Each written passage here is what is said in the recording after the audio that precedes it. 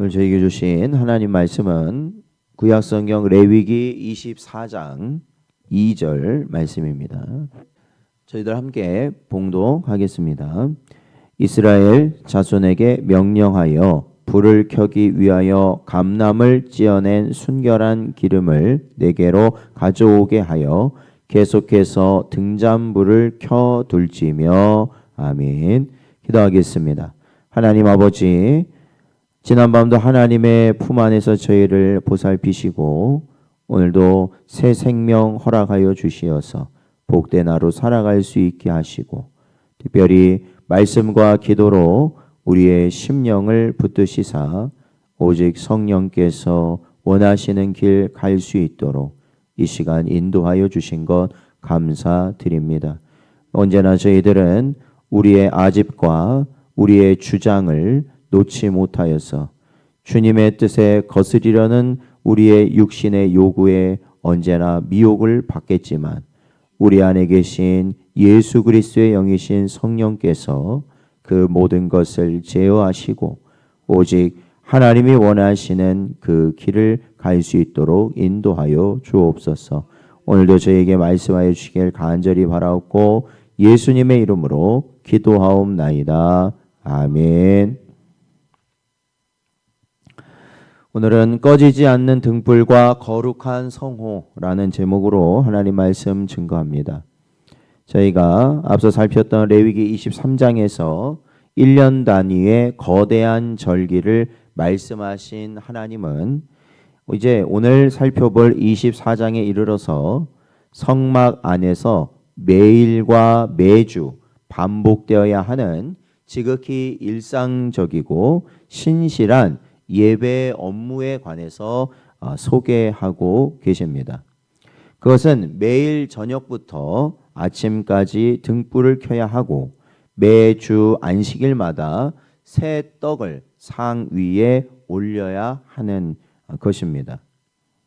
그리고 10절부터 저희들이 보면 분위기가 급변하여서 성막 밖 진영 한복판에서 하나님의 이름을 모독하고 저주한 한 청년의 충격적인 범죄를 그리고 있고 그에 대한 심판에 대해서도 말씀하고 있습니다. 이러한 배치는 우리에게 아주 중요한 진리를 가르쳐 주는데 우리 장로교회는 성전 안에서의 타오르는 등불과 이 진설병의 영성이 성막 밖 일상의 언어 생활과 삶의 태도에서 하나님의 이름을 존귀 여기는 이 하나님 중심 사상으로 반드시 이어져야 한다는 것을 우리는 고백하기 때문입니다. 그러니까 결국에는 무엇과 무엇이 같아야 되냐면 교회 안에서의 우리의 언행 그리고 그러한 모든 것이 교회 밖에서도 동일해야 한다라는 것입니다. 그렇기 때문에 오늘 본문을 통해 우리 삶의 내면과 외면을 어떻게 거룩하게 파수할지 깨닫는 복된 여러분 되시기를 주의 이름으로 축원드립니다. 1절에서 4절 내용을 보면 제사장은 백성들이 가져온 순결한 감람유를 가지고 회막 안 성소의 등잔대 등불을 끊이지 않고 계속해서 켜두어야만 했습니다.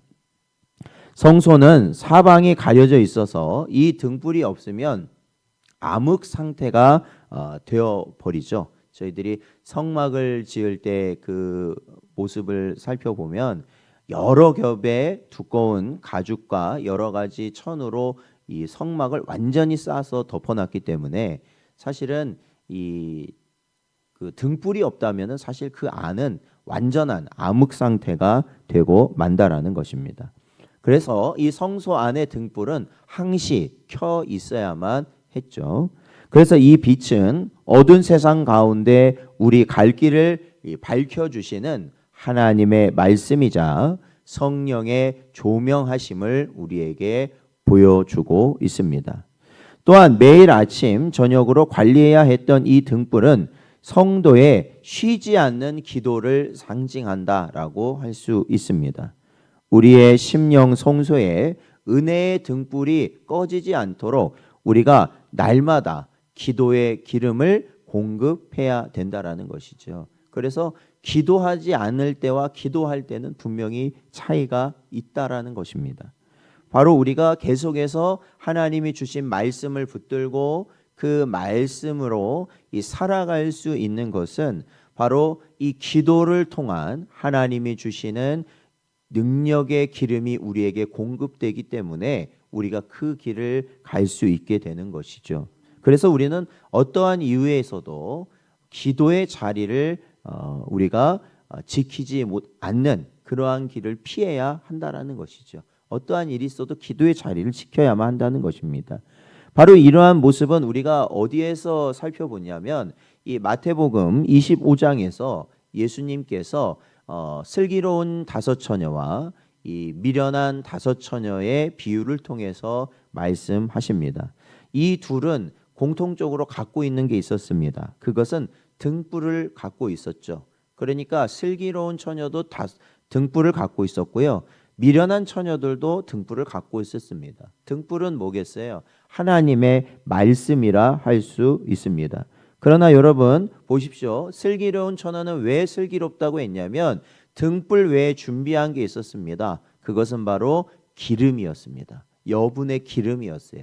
계속해서 등불을 타게 할 수 있는 기름을 가지고 있었지만 미련한 다섯 처녀는 그러지 못하였어요. 그러지 못하고 잠을 자는 어리석은 길을 택하였죠. 그러다 보니까 결국에는 신랑이 왔을 때, 신랑 대신 예수 그리스도께서 오셨을 때 바로 슬기로운 다섯 처녀만은 등불을 밝히며 함께 하나님의 나라, 그 나라로 들어갈 수 있었다라는 거예요. 천국 잔치에 참여할 수 있었다라는 것입니다.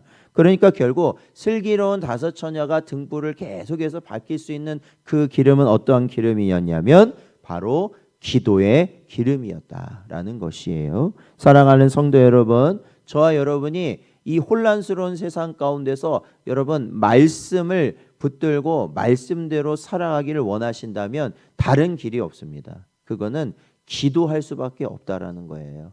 예수님이 기도에 대해서 강력하게 말씀하셨잖아요. 기도 외에는 이러한 이유가 떠나가지 않는다 말씀하셨어요. 귀신과 이 세상의 사탄과 마귀의 모든 미혹이 기도하는 자에게 어떠한 것도, 그죠? 기도할 때 그 모든 것이 물러가게 되는 줄로 믿습니다. 그리고 우리의 영을 깨운다라는 것이죠. 우리의 영을 깨워요.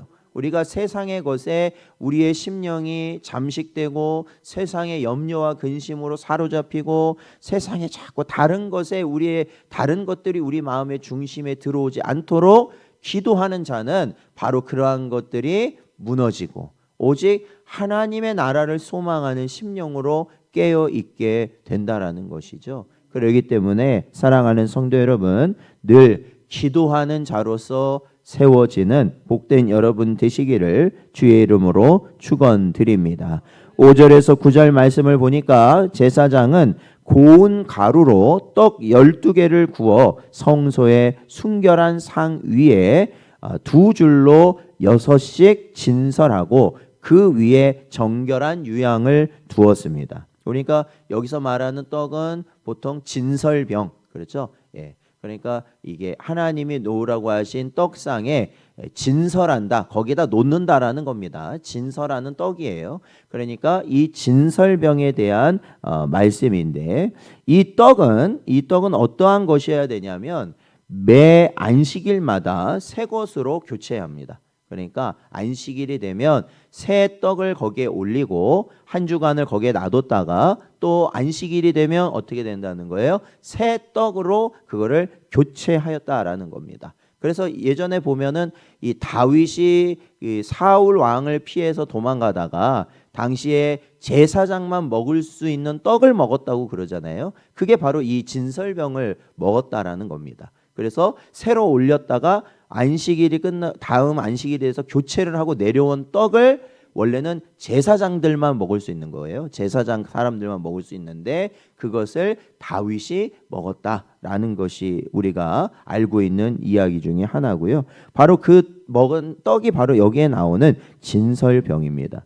그래서 이 떡은 매 안식일마다 새 것으로 교체하고 물려낸 떡은 반드시 거룩한 곳에서 제사장들이 먹어야만 했습니다. 12개의 떡이라는 것은 이스라엘 12지파를 상징한다고 할 수 있고, 또한 이 그들의 생명이 하나님의 공급하심으로 유지됨을 또한 고백되는 행위다라는 것이죠. 떡이라는 건 결국 먹는 자에게 생명을 주는 것이고, 그 생명은 누가 주시는 거라는 겁니까? 하나님이 주신다는 것을 의미하는 것이죠.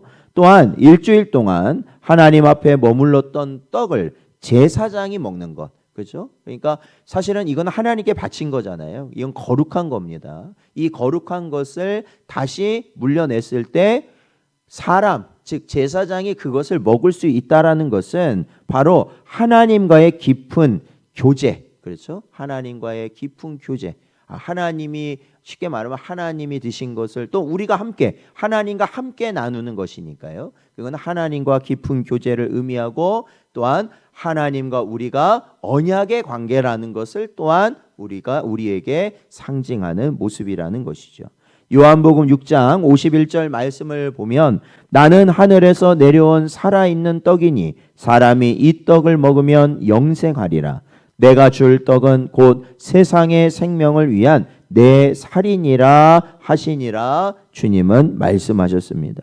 사랑하는 성도 여러분, 생명의 떡이신 예수 그리스도를 먹는 여러분 되시기를 축원드립니다. 그 살을 먹는 자가 영원한 생명이 있게 되고, 그 살을 먹지 않는 자는 그 생명이 없다라고 분명히 말씀하셨습니다.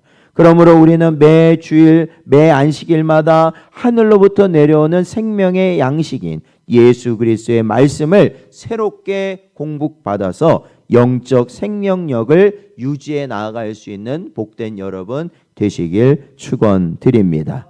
10절에서 16절 내용을 보면 애굽 사람과 이스라엘 여인 사이에서 태어난 한 청년의 이야기가 등장합니다. 그러니까 아마도 이 내용을 보면 이스라엘이 애굽에서 종살이를 할 때, 그러니까 출애굽하기 전이죠. 거기에 이스라엘 여인이었는데 그 이스라엘 여인이 애굽 사람과 만나서 아이를 낳았던 것 같아요. 그래서 그 아이가 이들이 출애굽을 하면서 이 여인의 남편은 어떻게 됐는지 모르겠지만 애굽 사람은 자녀는 이 여인을 따라서 출애굽을 하였고 이제 광야에서 생활을 하게 된 거죠. 그런데 여기 보면 그 청년이 진영 안에서 싸움이 났는 겁니다. 싸웠다는 거예요. 다른 사람하고 이스라엘 어떤 같은 동족끼리 싸운 거죠. 싸웠을 때 어떤 일이 생겼냐면 여호와의 이름을 모독하며 저주하는 일이 생겼다라는 것이에요.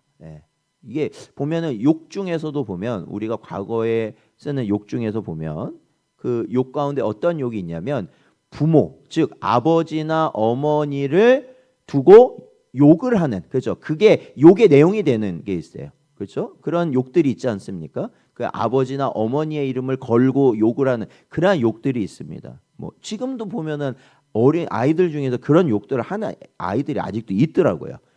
그런데 중요한 건 뭐냐? 여기서 하나님의 이름을 모독하고 저주하는 일이 발생했다라는 것이죠. 그러니까 이게 아마 평소 같았으면 안 했을 것 같아요. 그죠? 평소 같았으면 안 했을 것 같은데 감정이 어때요? 감정이 생기고 미움이 생기고 원망이 생기고 그 안에 나쁜 것들이 일어나니까 누구의 이름을 모독하게, 하나님의 이름을 모독하게 되는 지경까지 가게 되는 거예요. 그러니까 여러분, 우리 마음에 일어나는 그러한 것들이 조금이라도 일어났을 때 여러분이 그걸 어떻게 해야 된다는 거예요? 예수 그리스도의 보혈을 의지하시고 회개할 수 있는 여러분 되시길 축원드립니다. 그것을 거기서 잡지 못하면 우리는 아나무인이 돼버린다는 거예요. 이게 위아래도 안 보이고 아무것도 안 보여요. 그러면 특히 우리가 안 보이는 누구에게 죄를 짓기가 쉽냐? 하나님께 죄를 짓기가 쉽다라는 것입니다. 그 굉장히 주의해야 되는 것이죠.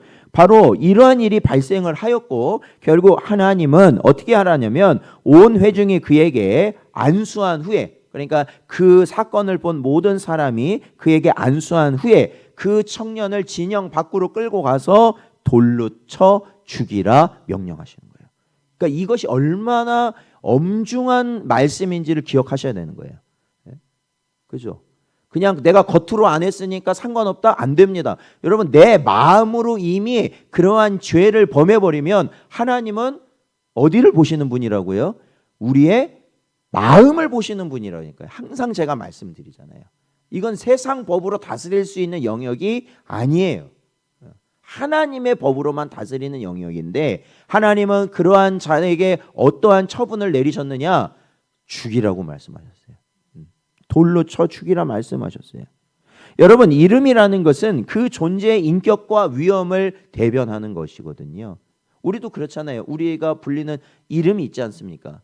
그런데 다른 사람이 나를 직접적으로 발로 안 밟았다고 해도 만약에 누군가 내 이름이 쓰여져 있는 명찰 같은 것을 바닥에 내려놓고 내 앞에서 그 명찰을 저를 밟은 게 아니에요. 제 이름이 있는 그 명찰을 밟았다고 해보세요. 막 비볐다고 해보세요. 그러면 어떻습니까?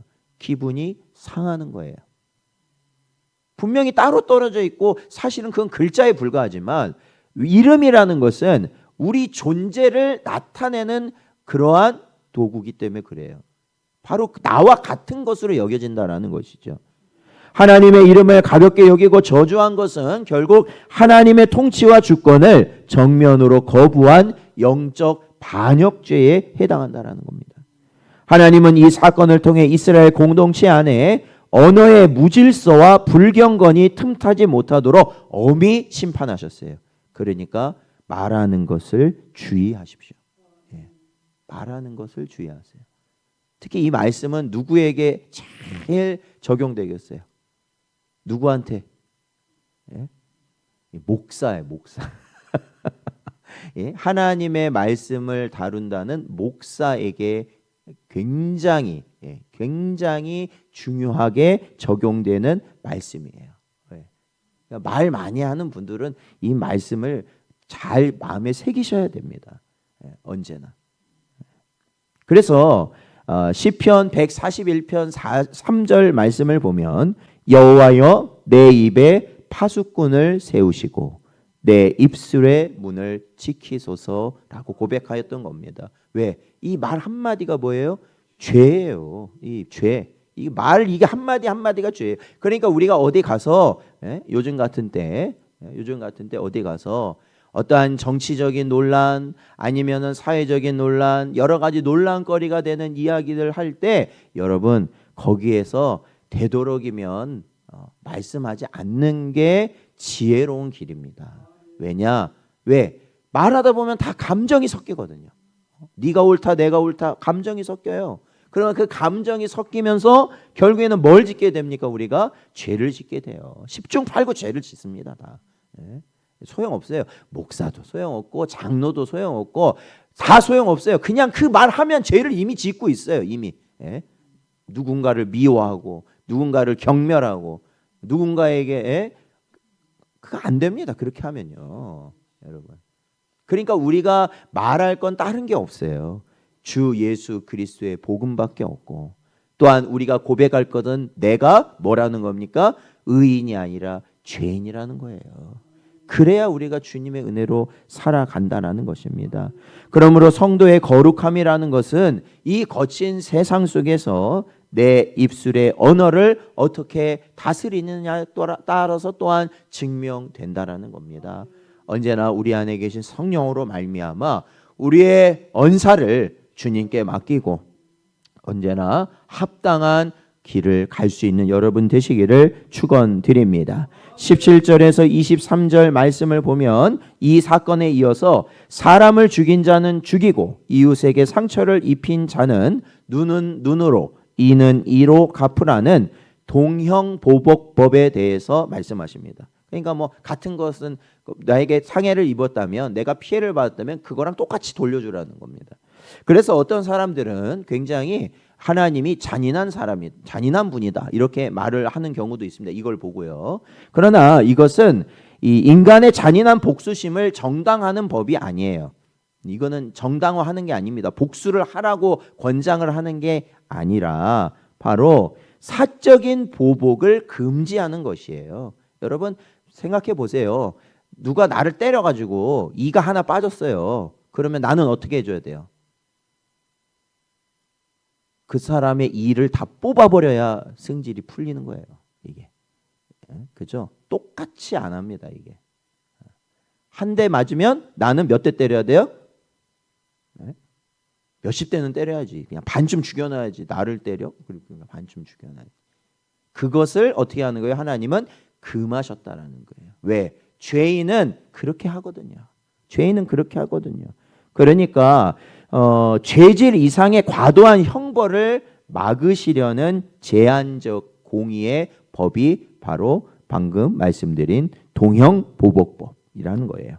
이 법은 본토인이나 거류민이나 누구나 하나님의 법 앞에는 차별이 없다라는 것을 또한 선언하시면서 하나님은 우리가 행한 대로 보응하시는 엄중한 공의의 하나님이시다라고 또한 우리에게 말씀하고 있습니다.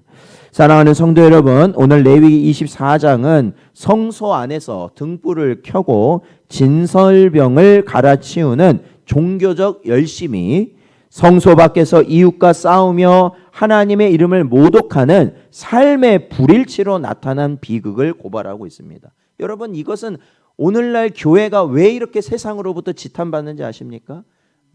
불교에도 말이 없고 천주교에도 말이 없고 근데 왜 이토록 개신교만 가지고 이렇게 세상이 들들 볶느냐? 왜냐하면 너무 차이가 나니까 그래요. 너무 차이가 나니까. 우리가 믿고 우리가 가르치고 우리가 세상을 향해 말하는 것과 우리의 삶이 너무 극과 극이라는 거예요. 사랑하는 성도 여러분, 여러분의 삶에 정말 하나님 한 분 그리고 예수 그리스도의 십자가만 있으면 여러분 정말로 그걸로 만족하실 수 있습니까? 만족하십니까? 우리가 여기에서는 그래요. 아멘이라고 그러죠. 맞다고 그러죠. 여기서 그거 아니라고 할 사람은 어디 있어요? 그런데도 여러분 밖에 나가 보십시오. 세상 사람들도 상종 않는 게 교회 다니는 사람이랍니다. 어쩜 그렇게 욕심이 많고 세상 것을 위해서는 물불을 안 가리고 용서라는 말은 요만큼 더 찾아볼 수 없는 게 교회 다니는 사람이라는 거예요. 그래서 아예 상종도 하기 싫다는 거예요. 그러니 차라리 평소에 나쁜 말이라도 했던 사람이면 상관이 없는데 교회 다닌다고 사랑을 말하고 용서를 말하고 긍휼을 말하고 거룩을 말하는 사람들이 정작 이 세상에서는 뭐예요? 세상 사람들과 똑같이 살아가고 있으니 그것이 이 교회가 무너질 수밖에 없는 욕을 먹을 수밖에 없는 밟힐 수밖에 없는 이유가 된다라는 것이에요. 사랑하는 성도 여러분, 성소 안의 경건이 진영 밖의 정직과 언어의 순결함으로 이어지지 못한다면, 그러니까 교회 안에서의 우리의 신앙의 모습이 밖에서 연결되지 않는다면, 똑같지 않다면 그것은 결국 심판의 대상이 될 수밖에 없다라는 것입니다. 그래서 여러분 우리의 삶을 돌아봐야 됩니다. 주일의 교회에서는 거룩하게 찬양하고 예배하면서 월요일부터 시작되는 세상 삶 속에서는 거친 언어로 이웃과 다투고 내 감정을 따라 내 유익을 위해 하나님의 영광과 이름을 가리고 있지는 않는가라는 것입니다. 오늘 하루 여러분의 심령 재단에 기도의 등불을 켜십시오. 그리고 생명의 떡 대신 예수 그리스도의 말씀을 마음에 깊이 새기십시오. 그리고 문을 열고 세상으로 나갈 때 내 입술에 파수꾼을 세워 하나님의 이름에 합당한 감사의 말, 그렇죠? 우리가 해야 될 말은 뭐예요? 감사의 말, 그리고 또한 격려의 말, 그리고 덕을 세우는 말만 할 수 있는 여러분 되시기 바랍니다. 오늘도 주신 말씀을 마음에 새기시고 오직 모든 삶 가운데 주님의 영광을 위해 살아가는 복된 여러분 되시기를 축원드립니다.